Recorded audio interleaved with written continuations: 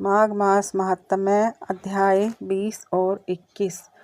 वेद निधि कहने लगे कि हे महर्षि, धर्म को जल्दी ही कहिए, क्योंकि श्राप की अग्नि बड़ी दुख कारक होती है।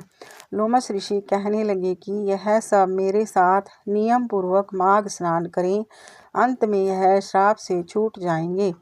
मेरा यह निश्चय है, शुभ तीर्थ में माघ स्नान करने से शाप का फल नष्ट हो जाता है।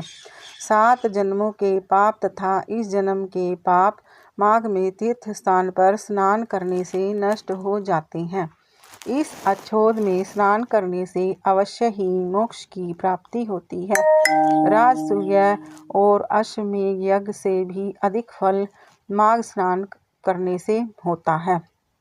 अतएव संपूर्ण पापों का सहज में ही नाश करने वाला माघ स्नान क्यों न किया जाए।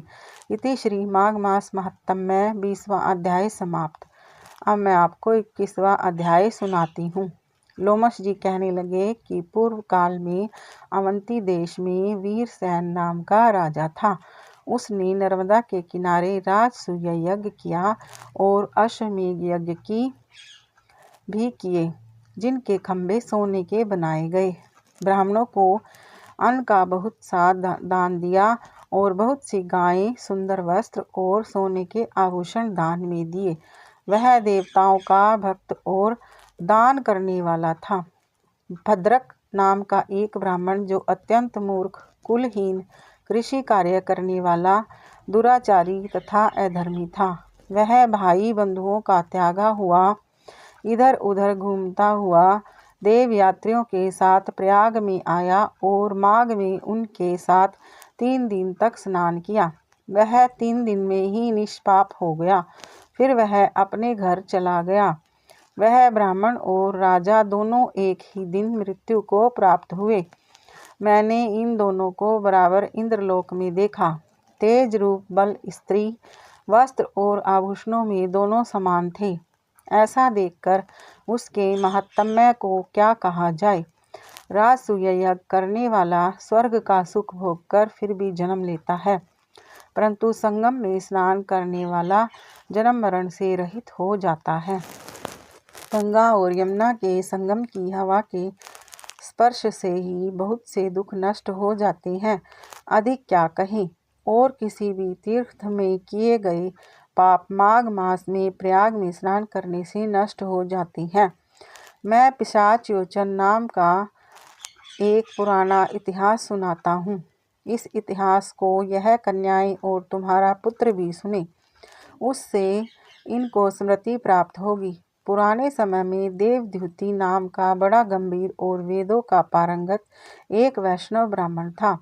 उसने पिशाच को निर्मुक्त किया था।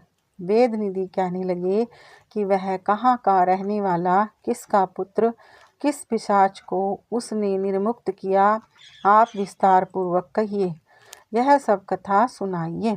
लोमश ऋषि ने कहा, किल्पज्ञ से निकली हुई सुंदर सरस्वती के किनारे पर उसका स्थान था। जंगल के बीच में पुण्य जल वाली सरस्वती बहती थी। वन में अनेक प्रकार के पशु भी विचरते थे। उस ब्राह्मण के श्राप के भय से पवन भी बहुत सुंदर चलती थी और वन चत्र रथ के समान था। उस जगह धर्मात्मा देवद्युति रहता था। उसके पिता का नाम सुमित्र था और वह लक्ष्मी के वरदान से उत्पन्न हुआ था। वह सदैव आत्मा को स्थिर रखता, गर्मी में अपने नेत्र सूर्य की तरफ रखता, वर्षा में खुली जगह पर तपस्या करता, हेमंत ऋतु में सारस्वत सरोवर में बैठता और त्रिकाल संध्या करता। जितेंद्रिय और सत्यवादी भी था। अपने आप गिरे हुए फल और पत्तियों का भोजन करता था। उसका शरीर सूख कर हड्डियां मात्र रह गई थी। इस प्रकार उसको तप करते हुए वहां पर 1000 वर्ष बीत गए। तप के प्रभाव से उसका शरीर अग्नि के समान प्रज्वलित था। विष्णु की प्रसन्नता से ही वह सब कर्म करता। दधीचि ऋषि के वरदान से ही वह श्रेष्ठ वैष्णव हुआ था। एक समय उस ब्राह्मण ने वैशाख महीने की एकादशी को हरि की पूजा कर उनकी सुंदर स्तुति तथा विनती करी। उसकी विनती सुनकर भगवान उसी समय गरुड़ पर चढ़कर उसके पास आए। चतुर्भुज विशाल नेत्र मेघ जैसा स्वरूप भगवान को स्पष्ट देखकर प्रसन्नता के मारे उसकी आंखों में आंसू भर आए और कृतकृत्य होकर उसने भगवान को प्रणाम किया।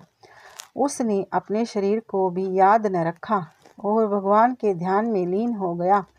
तब भगवान ने कहा कि हे देवद्युति, मैं जानता हूँ कि तुम मेरे परम भक्त हो। मैं तुमसे अति प्रसन्न हूँ। तुम वर मांगो। इस प्रकार भगवान के वचन सुनकर प्रेम के मारे लड़खड़ाती हुई वाणी में कहने लगा कि हे देवादिदेव, अपनी माया से शरीर धारण करने वाले आपका दर्शन देवताओं को भी दुर्लभ है। अब आपका दर्शन भी हो गया, मुझको और क्या चाहिए। मैं सदैव आपकी भक्ति में लगा रहूं। भगवान उसके वचन सुनकर कहने लगे कि ऐसा ही होगा। तुम्हारे तप में कोई बाधा नहीं पड़ेगी। जो मनुष्य तुम्हारे कहे गए स्तोत्र को पढ़ेगा, उसकी मुझ में अचल भक्ति होगी। उसके धर्म कार्य सांगोपांग होंगे और उसकी ज्ञान में परम निष्ठा होगी। इति श्री माघ मास का महात्म्य 21वां अध्याय समाप्त।